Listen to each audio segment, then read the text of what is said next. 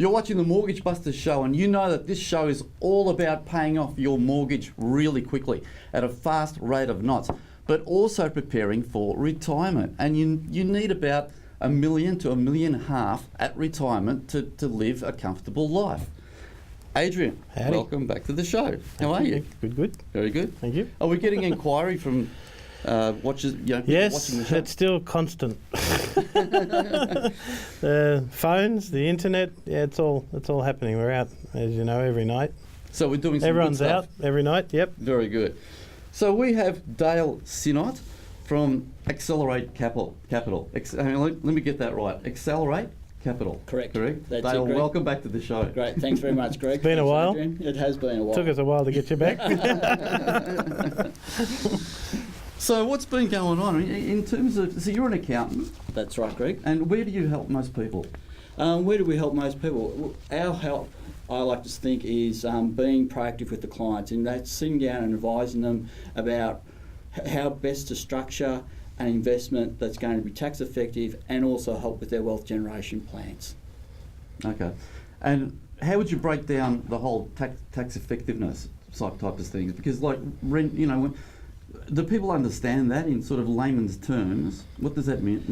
I think tax deductions. They understand the broad concept of what's happening, in that negative gearing is where the interest rate that you're paying on your loan exceeds the rent that you receive. And that's basically what negative gearing is. We then take that extra step where we're looking at the types of properties that our clients are buying, so that they're maximising their building depreciation or capital allowance write-offs and their fixture and fittings write-off. So a new property, you get a better write-off capital allowance than what you would with an older property. So there's some advantages of getting clients to have a look at those types of properties rather than an older one for tax purposes. So just remind me, positive gearing and negative gearing, it's really the same equation, isn't it? It is. We would really love to see our clients be positive geared, to be honest. There's nothing worse than losing money. Of course. So we all want our clients to make money. So the ultimate aim is, how can we get our clients to get into a property that ultimately it's going to make them a lot of money at the end of the day. So look, initially it may cost you, Mm-hmm. the outgoing in terms of you've got the rent, you've got some tax deductions, then you've got the mortgage payments and expenses. So the negative part of it is that it's it's downside. Yep, that's right. It's costing you money. With on a weekly with basis. most real estate investments, what you're looking at is that you want either the rental to be will be negative geared or be below the interest that you're paying. But where you're going to make the money up is when you go and sell that property and you make the capital gain in this current market. But as we know, cash flow is everything as well. That's why we always... You must be conscious of it. Exactly, and that's the idea, is working through the sums and seeing how you can do a variation of your PAYG tax. So that hang on, can you break that down? For the average, the pay as you go. Okay. Real layman's terms. In our simple scenario, a typical mum and dad type of investor, salary and wage earner. So they're going to have a negative geared property that's going to make, let's say, a $10,000 loss per annum. What we can do is we can apply to the... Is there any way of saying it's not a loss, but it's an outgoing? a negative outgoing.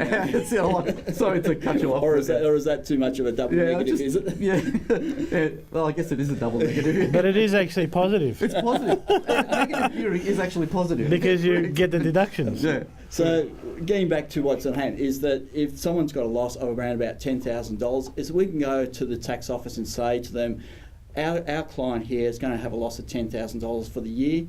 Can you reduce the tax that they pay in their salary and wage to offset that loss, that negative geared loss? So it's a way of giving the mum and dad some extra cash in their pay packet to help them pay off that negative gearing loss. So what I'm getting, I think what you're referring to here is the not the section 1515, the tax variation. Correct. Is that right? Yeah. A variation of... What's it called now? What's it called now? It used to Tax be, variation? it's just called the variation of pay-as-you-go withholding tax. Okay. That's not long. So just again for the viewers, in basic terms, in other words, let me say this, and then you can verify it or not. So you don't have to wait till the end of the financial year to get the benefits of your tax deductions. You can get it on a pay-to-pay basis. Correct. And that's the best way of doing it, I believe, is that why let the tax office have your money? They're not going to pay any interest or give you any favours for having that money. That's right. So we tell our clients, do the variation of PAYG and get the benefit of that cash flow coming in on a week-by-week basis. Yeah. But because really also what we want to do is pay off your mortgage, the home, the existing home that you're living in. Correct. Pay that off quickly using the cash flow. Correct. To to pay off your mortgage. I want you to say it on me. To actually use the cash flow to reduce that mortgage. That's right, Yeah. and that's what you can do on a month-by-month basis rather than that big lump sum when you put your tax return in. And a TMB show, that's all we do. Cash positive. Which is the Mortgage Busters show. We do that. Now, just update me, because you mentioned month by month, but can you do it week by week? Is it pay to pay? A pay to pay. So it can be week by week. Correct. Wow, that's pretty amazing. They adjust it. So basically, they average it over. So you might even only, if you buy the property towards the end of the year, and you prepay some expenses and everything like that, then the tax office will average it over just for that 2 or 3 months that's left in the rest of the financial year. So you can get a huge deduction in your week-by-week salary. I love the way you said that. It's money, isn't it? Depending on It's the money. it's your money, and it's there to help you make your repayments. Absolutely. And a lot of investors they're just not aware of that facility. Oh, exactly. A lot of investors aren't aware of it, and I always think that there's no point in getting a huge refund 6 months down the track. Let's be proactive. Just because it feels good. Well, there's no, Yeah. it doesn't help you straight away, does it? Or saving, course. but I don't see it as that way. I think you're not doing yourself any favour. Get that loan down, reduce the interest that you're paying on your loan balance as quickly as possible. We need to go for a break. You're watching the Mortgage Busters show. We'll be back very shortly.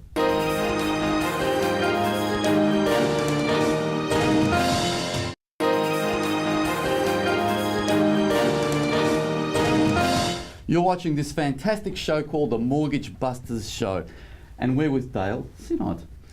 Dale, welcome back. Thank you. Now, when it comes to the mortgage in particular, what's the best way to pay that off? I always think the best way is to pay it off with cash, Greg. Isn't that? Hang on, Well, yeah.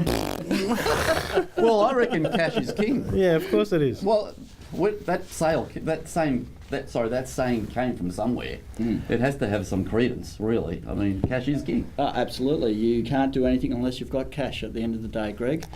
Profit is a great measurement, but cash is what pays the bills on a day-to-day basis. True. But the thing is that when it comes to be, in all serious manner, is that what we really want you to do is try and maximise the return on your investment, which is about making sure you're doing the small things to the property to maximise the rent that you can get in on that property as well. Okay, but assuming you don't have an investment property, you've just got a home. Now, you did mention cash, but really the truism is that it's cash flow, isn't it? Absolutely. You must be the expert on cash flow. Absolutely. And what you're saying here, Greg, is when it comes to paying off your home loan, is pay a bit out of your salary every week. If you get paid weekly, pay your home loan down weekly. If you get paid fortnightly, pay it down fortnightly. Because if you, let's just say on a normal wage, most people get paid on a monthly basis. If they pay a month, their repayment every month, they're getting one extra repayment in a year. And that's going straight off the principal of the loan, and that's going to bring that loan down quite substantially. I think over a 25-year loan, by making that one extra repayment, cuts back to about 15 or 17 years, something like that, Greg. Yeah, it does. It does. It cuts it down quite a lot. There's strength in those numbers. That is pretty powerful. And it's very simple to make one extra repayment, isn't it, over a whole year? Yeah. But it doesn't take that much out of your cash flow. That's all No, it it is, doesn't. one payment. One When you can extra do payment. more. Exactly. Instead of 2 coffees or 3 coffees, just do cut out one, cut out the beers, cut out the pizzas, And the go junk to sleep. food. Just live on nuts and berries, you know. Oh, we need to have a bit of a lifestyle. No, I'm just joking. And porridge. No, you need to enjoy life, you know. But it doesn't take much to get that balance there. No, that's right. And look, what we try and do, talk with our clients, is to perhaps look at their budgeting. Sit down and say, how can you adjust what your outgoings are to be able to afford that extra repayment without having a major effect to your living standard? Because if you don't see it, it's not there, and it's sort of out of sight, out of mind, isn't it? And Correct. that's really a good way to be. To Correct. work. Yeah. Correct. And look, at the end of the day, most of the people really know what their annual expenditure is. These days, most of our insurances and everything like that we pay on a monthly basis, so we know what our budget is very much. So we can work out our surplus very, very easy, and we know that with that surplus we can put that off to our home loan and reduce our debt very quickly. So going back to paying cash, I love that isn't word. it also a great idea then to leverage that particular property because it's owned outright then, so you can do more, get more property, so you can have something more for your retirement like we were talking about before. So you've paid it, it's off in cash now, so what would you recommend then? Oh, absolutely. That's an ideal thing to do, Adrian, is to be able to borrow against the equity of the property to buy yourself another property and have that income generating. And again, depending on your deposit, is that may also become income positive for you. So actually giving you extra cash to put off against your original home loan and get that down even quicker. So we've discussed this before, over the years, really, a couple of years. We've done this show with cash, with an investment property as compared to, or what I should say is, your home, trying to pay off your home as compared to an investment property. If you haven't done anything yet, what would you actually advise as an accountant? What would you actually do? Would you purchase an investment property to take advantage of the cash flow, or would you purchase a home to live in? It's a very difficult question, Greg, because it really gets back to each person's personal circumstances of where they are and what they want to do over the next, whether it be 12 months, 2 years, to a 5-year, 10-year project. So, and you've got to look at where they are in their life cycle as well. Are they a young single person? Are they a young married couple? Or are they a couple with children? Because each of them have different types of expenses and budgets, and we've just got to work out where they actually sit in that cycle to work out what's best for them in the long run. But look, ultimately buying a rental property can be a good methodology of increasing your wealth with capital gains and positive income generation. Other investments besides property? Look, there's Jeff? shares is quite good, but there's a high risk attached with the share market. As you see, it's quite volatile at the moment, going up and down on almost on a daily basis. Correct. Where at the moment, property seems to have that, seems to be a little bit more tactile. It seems to be a lot steady as she goes at the moment. So, with interest rates and everything like that at the moment, they've been fairly steady over the last 2 to 3 years, and I think that's going to be the same into the next 12 months. So there's a lot more steadiness with the property market, I think, at the moment. Yeah, I would agree. I would agree. And the other thing with the property market is that if we look at where we're at in relation to population growth, we know that Australia's just got 24 million over the last week or two, and we know that there's some fairly big predictions, especially in the Melbourne market, about property growth. So we know that there's going to be demand for property in the long term as well. Geez, demand. Talking about the southeastern freeway. I mean, in the morning you just it's chockers all the way to the city and then reverse on the other side, but it starts at 2 o'clock in the afternoon. Exactly. And look, at the end of the day, it's all going to be It really It does, I know, I've been stuck in where it. they're going to release the land, what areas new land's going to be released for new properties, and or what's going to happen in the inner city in relation to density property as well. So we're looking at a lot more high-rise type of accommodation. So what would you, I'd like for you to express your personal sort of opinion about where this is going in terms of growth. And I know it's not, it's just it's Let's look into our crystal unofficially. ball. Yeah. Look, it's very hard to tell because,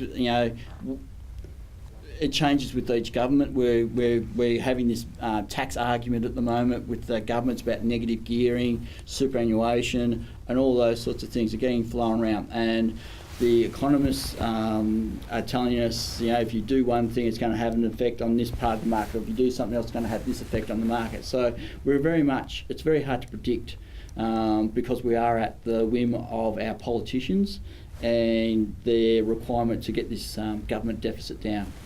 But I would think that, my personal belief is that the property market is good. Thanks, Dale. We need to go for a break. You're watching the Mortgage Busters show. We'll be back shortly.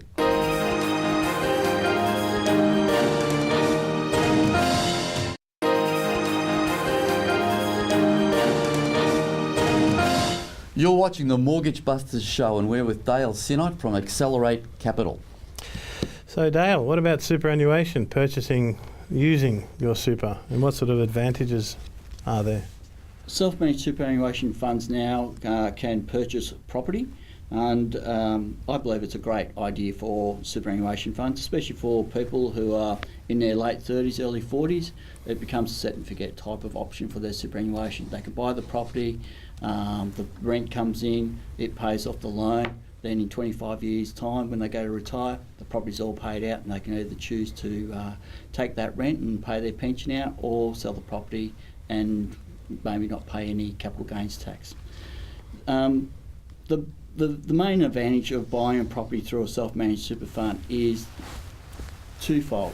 One, you can still get the benefits of gearing by salary sacrificing.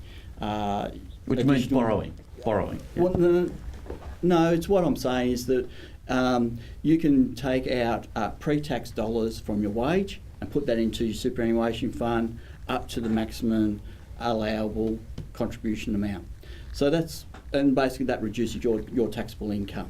So that's number one. Yeah, and there's no fringe benefits tax. There's no tax liability in relation to doing something like that. The second one is in the self-managed super fund itself. The income that's earned on that property, the rental income when it's positive geared, is only going to get taxed at 15%. Where if it's in your name, it may be getting taxed at up to 45%.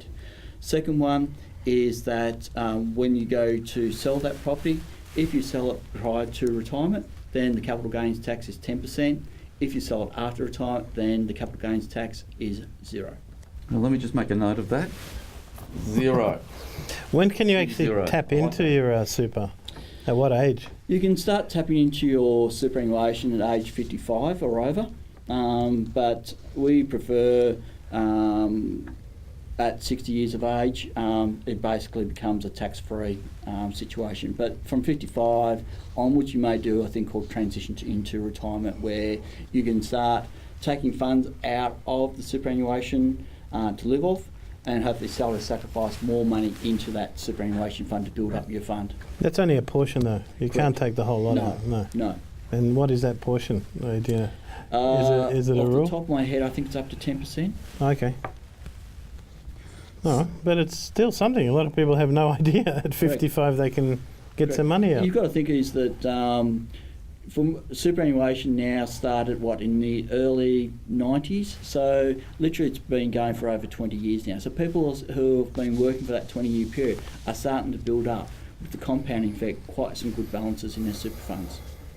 So, in your estimation, you think it's been successful, this whole super thing? Absolutely. You have to think about that.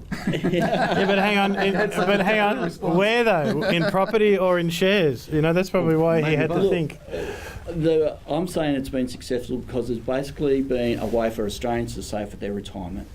Which is a good idea. Which is a great Otherwise, idea. they would never have done anything. Exactly. Absolutely. Prior to this, very few Australians had superannuation. It was something that was for the wealthy, whereas now every working Australian has a superannuation fund that they're contributing to whilst they're working.